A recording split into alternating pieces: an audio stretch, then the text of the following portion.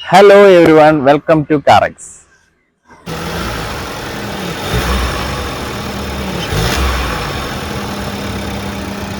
ഇന്ന് നമ്മൾ കൊണ്ടുവന്നേക്കുന്നത് ജർമ്മൻ വാഹനമായ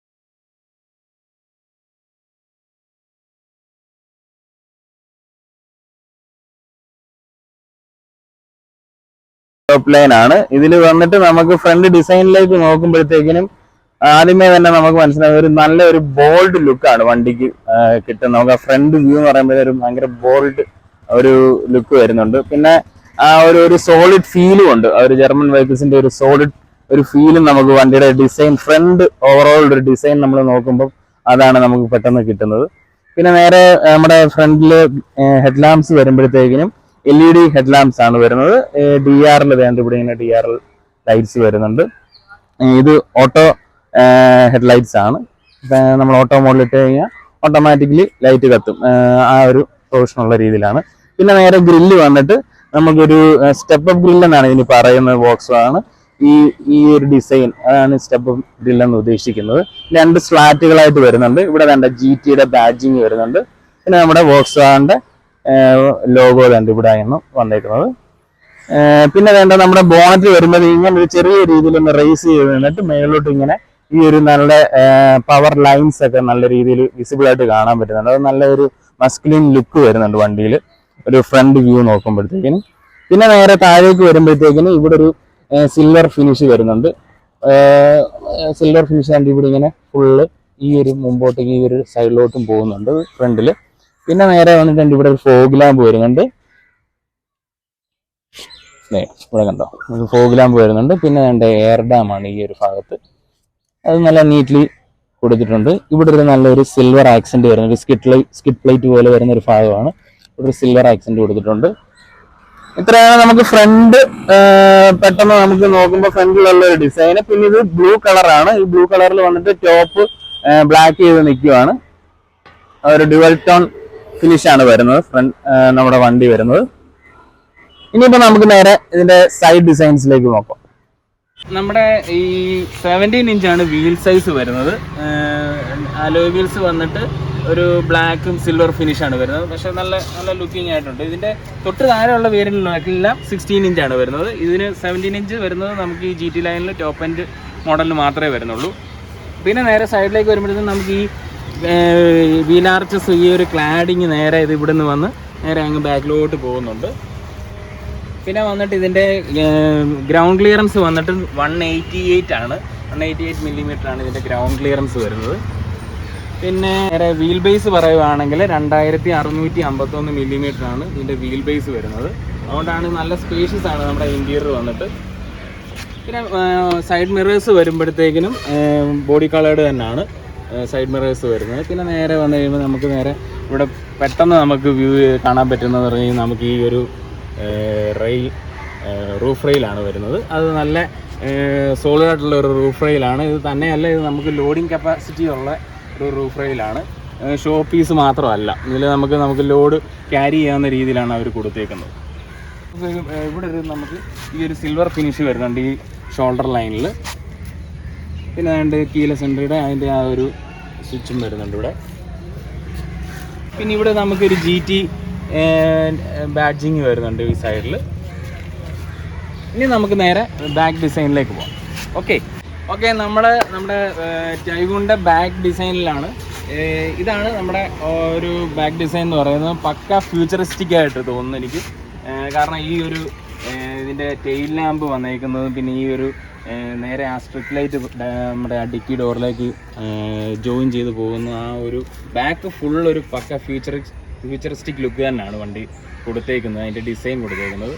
പിന്നെ നമുക്ക് നേരെ പറയുമ്പോഴത്തേക്ക് ഇവിടെ ബാക്കിൽ വൈപ്പർ വരുന്നുണ്ട്, പിന്നെ ഡീഫോർഗർ കാര്യങ്ങളൊക്കെ നമുക്ക് ബാക്കിൽ വരുന്നുണ്ട്. ഇവിടെ ഒരു ബാക്കിലൊരു സ്റ്റോപ്പ് ലാമ്പ് വരുന്നുണ്ട്, ഈ സ്പോയിലർ വരുന്നുണ്ട് നമുക്ക്. പിന്നെ അതിൻ്റെ മേളിലൊരു ഷാർക്ക് ഫിൻ ആൻറ്റിന വരുന്നുണ്ട്. പിന്നെ എന്തുണ്ട് ഇവിടെയും നമുക്ക് GT ബാഡ്ജിങ് വരുന്നുണ്ട്, ടൈഗോൺ ബാഡ്ജിങ്. ക്യാമറ വന്നിട്ട് വേണ്ട ഇവിടെ ഉണ്ട്, സെൻസർ കാര്യങ്ങളെല്ലാം വേണ്ടി ഇവിടെയാണ് വന്നേക്കുന്നത്. ഇവിടെ ഞാൻ പറഞ്ഞല്ലോ ഫ്രണ്ടിലത്തെ പോലെ തന്നെ നമുക്ക് ഇങ്ങനെ ഒരു ബ്ലാക്ക് ഫിനിഷ് തന്നെയാണ് കൊടുത്തേക്കുന്നത്, ബോഡി കളർ അല്ല കൊടുത്തേക്കുന്നത്. പക്ഷേ അത് കൊള്ളാം, നല്ലൊരു ഫീലാണ്. പിന്നെ തന്നെയല്ല നമുക്കത് മെയിൻറ്റെയിൻ ചെയ്യാനും നല്ലതാണ്. ഇങ്ങനെ ഈ ബാക്കിൽ ഈ ഒരു ബോഡി കളർ അല്ലാത്തതുകൊണ്ട്. പിന്നെ അതിൻ്റെ ഇവിടെ ഒരു സ്റ്റീൽ ഫിനിഷ് വരുന്നുണ്ട്, ബാക്കിലും വരുന്നുണ്ട്. പിന്നെ ഇത് റിഫ്ലക്റ്റേഴ്സാണ് ഈ വരുന്നത്. നമുക്ക് ബൂട്ട് സ്പേസ് ചെക്ക് ചെയ്യാം. 385 ലിറ്ററാണ് ഇതിൻ്റെ ബൂട്ട് സ്പേസ്, നല്ല ബൂട്ട് സ്പേസ് ആണ്. പിന്നെ നമുക്കിത് 60-40 സ്പ്ലിറ്റ് ചെയ്യാവുന്ന സീറ്റ്സുമാണ് വരുന്നത്. പിന്നെ നമുക്ക് ഇവിടെ ഒരു പാസഞ്ചർ ട്രേ വരുന്നുണ്ട്, കൊള്ളാം. നമുക്ക് നല്ല ഒരു ഫാമിലിക്ക് പോകുമ്പോൾ നല്ല രീതിയിൽ 2-3 പെട്ടിയൊക്കെ വെക്കാവുന്ന രീതിയിലുള്ള സ്പേഷ്യസ് ആണ്. ഇവിടെ നമുക്ക് കുക്കൊക്കെ വരുന്നുണ്ട്, നമുക്ക് എന്തെങ്കിലും ക്യാരി ചെയ്യുകയൊക്കെ ചെയ്യാം എന്ന രീതിയിലാണ് കൊടുത്തേക്കുന്നത്. ഇവിടെ ലൈറ്റ്സ് വരുന്നുണ്ട്. സ്പെയർ വീല് നമുക്ക് ഇതിൻ്റെ അടിയിൽ വരുന്നുണ്ട്. അത്രയും കാര്യങ്ങളാണ് ബാക്കിൽ പറയുന്നത്. ഇനി നമുക്ക് നേരെ ഇന്റീരിയർ വീഡിയോയിലേക്ക് പോകാം. ഓക്കെ,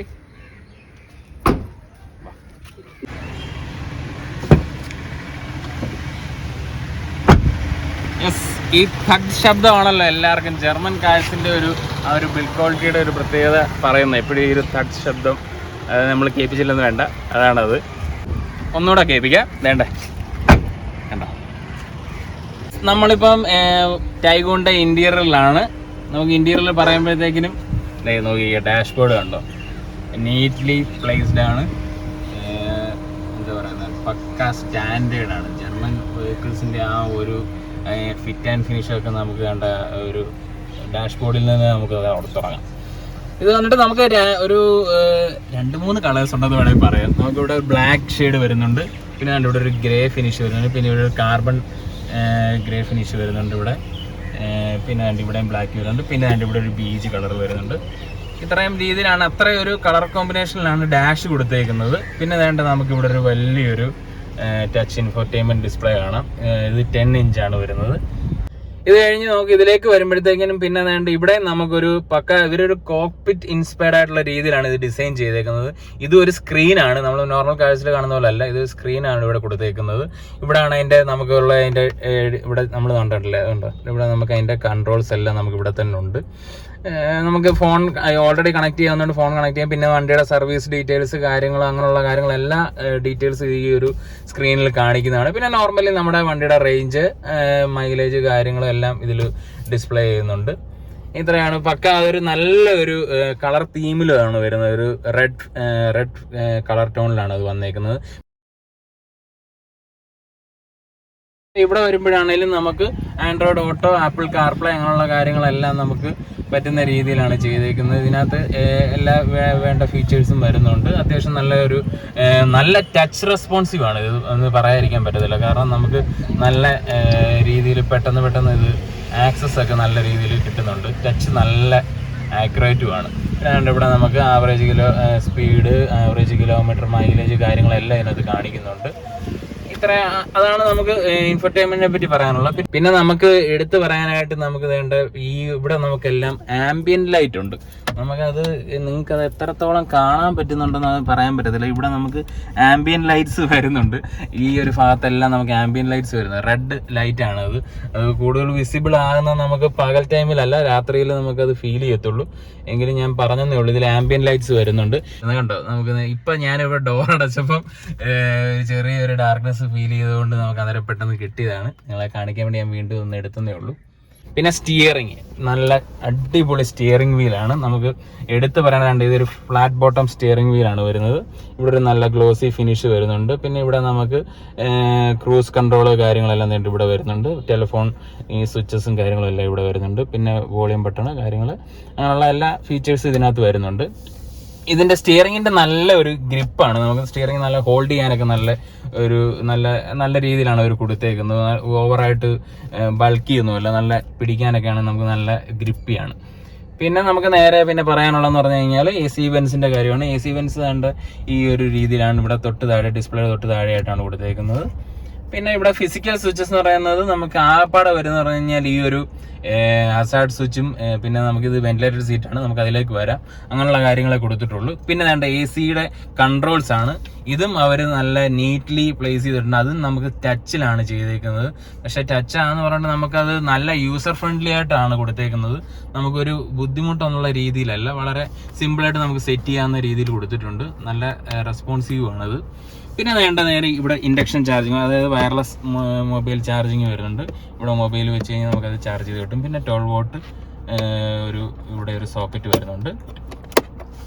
പിന്നെ നേരെ നമുക്ക് എടുത്ത് പറയാനുള്ളത് എല്ലാവർക്കും, അതായത് ഓട്ടോ എന്തൂസിയാസ്റ്റ് ആയിട്ടുള്ളവർക്കും എല്ലാവർക്കും ഒരു ഇഷ്ടപ്പെട്ട ഒരു ഗിയർ സിസ്റ്റമാണ് ഇതിൽ വരുന്നത്. DSG ആണ്, 7 സ്പീഡ് DSG ഗിയർ ബോക്സ് ആണ് വരുന്നത്. അത് നമുക്ക് ഡ്രൈവിൽ പോകുമ്പോൾ അതിന്റെ കൂടുതൽ ഡീറ്റെയിൽസ് കാര്യങ്ങളൊക്കെ പറയാം. പിന്നെ നമുക്ക് ഇവിടെ ഒരു ചെറിയൊരു സ്റ്റോറേജ് സ്പേസ് ഉണ്ട്, ഇതിന്റെ കീ ഒക്കെ വെക്കാൻ നമുക്കിവിടെ. പിന്നെ ഇവിടെ 2 ചെറിയ കപ്പ് ഹോൾഡേഴ്സ് വരുന്നുണ്ട്. ഹാൻഡ് ബ്രേക്ക് വന്നിട്ട് നമുക്ക് ഈ ഒരു രീതിയിലാണ് വരുന്നത്, നോർമൽ രീതിയിലാണ് വരുന്നത്, ഇലക്ട്രോണിക് ഒന്നുമല്ല വരുന്നത്. പിന്നെ ഇവിടെ ഒരു സ്റ്റോറേജ് സ്പേസ് ഉണ്ട്. നമുക്ക് ഹാൻഡ് റെസ്റ്റും അത്യാവശ്യം കൺവീനിയൻ്റ് ആണ്. ഹാൻഡ് റെസ്റ്റ് നമുക്ക് കൺവീനിയൻറ്റ് പൊസിഷനിൽ തന്നെയാണ് ഇരിക്കുന്നത്. പിന്നെ നമുക്ക് സീറ്റ്സ് ആണ് വരുന്നത്. സീറ്റ്സ് നമുക്ക് നല്ല കംഫർട്ടബിൾ ആണ്. അത്യാവശ്യം നല്ല നമ്മളെ ഹഗ് ചെയ്തിരിക്കുന്ന രീതിയിൽ തന്നെ നമുക്ക് നല്ല സപ്പോർട്ടീവായിട്ട് വരുന്നുണ്ട് സീറ്റ്സിൻ്റെ കളർ വരുമ്പോഴത്തേക്കും നമുക്ക് ഇങ്ങനെ വൈറ്റും ബ്ലാക്കും ഒരു ഡുവൽ ടോൺ കളറിലാണ് വരുന്നത്. പിന്നെ നമുക്ക് ഈ സീറ്റ്സ് വന്നിട്ട് വെന്റിലേറ്റഡ് സീറ്റ്സ് ആണ്, അതാണ് ഈ ഹോള് കാണുന്നത്. ഡ്രൈവർ സീറ്റും വെന്റിലേറ്റഡ് സീറ്റ്സ് ആണ്, അതിൻ്റെയാണ് ഈ സ്വിച്ചസ് കാണുന്നത്. പിന്നെ നമുക്ക് ഈ ഡ്രൈവർ സീറ്റ് ഹൈറ്റ് അഡ്ജസ്റ്റബിൾ ആണ്, പക്ഷേ ഇലക്ട്രോണിക്കലി അല്ല, നമുക്ക് നോർമലി ഇതാണ് അഡ്ജസ്റ്റ് ചെയ്യുന്ന രീതിയിലാണ് വന്നിരിക്കുന്നത്. നമുക്ക് സൺറൂഫ് വരുന്നുണ്ട്. സൺറൂഫ് വരുന്നത് സിംഗിൾ പെയിൻ സൺറൂഫ് ആണ് വരുന്നത്. പിന്നെ ഇത് നമുക്ക് മറ്റേ ഓട്ടോ IRVM ആണ് വരുന്നത്. നമുക്ക് അഡ്ജസ്റ്റ് ചെയ്യുന്നു വേണ്ട, രാത്രിയിൽ നമുക്ക് ഓട്ടോ IRVM ആണ് വരുന്നത്.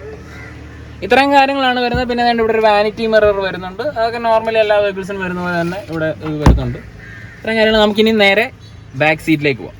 നമ്മൾ ബാക്ക് സീറ്റിലാണ് വന്നിരിക്കുന്നത്. ഞാൻ വളരെ കംഫർട്ടബിൾ ആയിട്ടാണ് ഇരിക്കുന്നത്. നല്ല തൈ സപ്പോർട്ടുണ്ട്, നല്ല ലെഗ് റൂമും നമുക്ക് കിട്ടുന്നുണ്ട്. ഇവിടെ നല്ല രീതിയിൽ നമുക്ക് ഇരിക്കാം. 3 പേർക്കും നല്ല സുഖമായിട്ട് വേണം ഇരിക്കാവുന്ന രീതിയിലാണ് അവർ കൊടുത്തേക്കുന്നത്. പിന്നെ ഇവിടെ ഐസോഫിക്സ് മൗണ്ട് ചെയ്യാവുന്ന രീതിയിലുള്ള കാര്യങ്ങളൊക്കെ കൊടുത്തിട്ടുണ്ട്. പിന്നെ നമുക്ക് ഹാൻഡ് റെസ്റ്റ് വരുന്നുണ്ട്, 2 കപ്പ് ഹോൾഡേഴ്സ് വരുന്നുണ്ട്.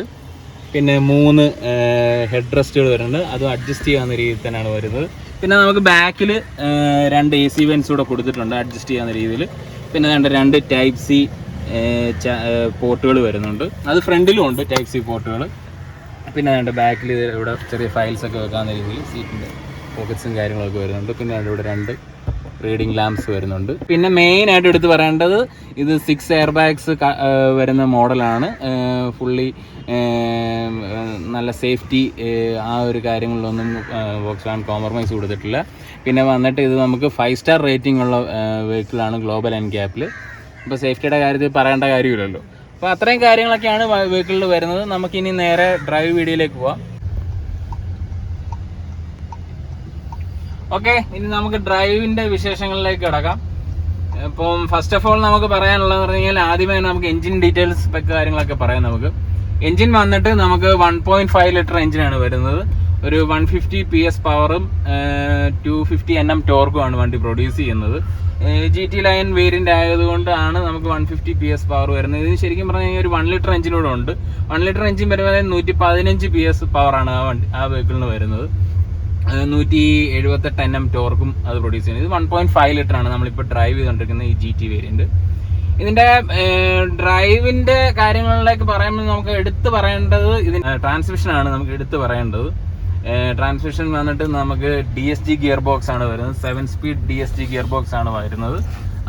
അത് നമുക്ക് എല്ലാവർക്കും അറിയാം. നമ്മൾ എന്തൂസിയാസ്റ്റികളായിട്ടുള്ള ആൾക്കാർക്ക് ഏറ്റവും കൂടുതൽ ഇഷ്ടപ്പെടുന്ന ഒരു ഗിയർ ബോക്സും കൂടാണ്. കാരണം ഒട്ടും തന്നെ ലാഗ് ഇല്ലാത്ത ഒരു ഗിയർ ബോക്സ് ആണത്. 7 സ്പീഡ് ആയതുകൊണ്ടാണ് നമ്മൾ ഗിയർ മാറുന്നത് ഒരു രീതിയിലും അറിയുന്നില്ല. ഇതിനകത്ത് നമ്മൾ ശരിക്കും പറഞ്ഞാൽ ക്ലസ്റ്ററിൽ നോക്കുമ്പോഴാണ് ഇത് ഏത് ഗിയറിലാണ് വണ്ടി പൊക്കോണ്ടിരിക്കുന്നതെന്ന് നമുക്ക് അറിയുന്നത്. കാരണം ആ ഒരു ഗിയർ ട്രാൻസ്മിഷൻ അല്ലെങ്കിൽ ഗിയർ ചേഞ്ച് ആകുന്നതോ അങ്ങനെയുള്ള കാര്യങ്ങളൊന്നും നമ്മൾ അറിയത്തില്ല. വളരെ ക്യുക്കാണ്. ഞാനിപ്പോൾ ഡ്രൈവ് മോഡിലാണ് പൊയ്ക്കൊണ്ടിരിക്കുന്നത്.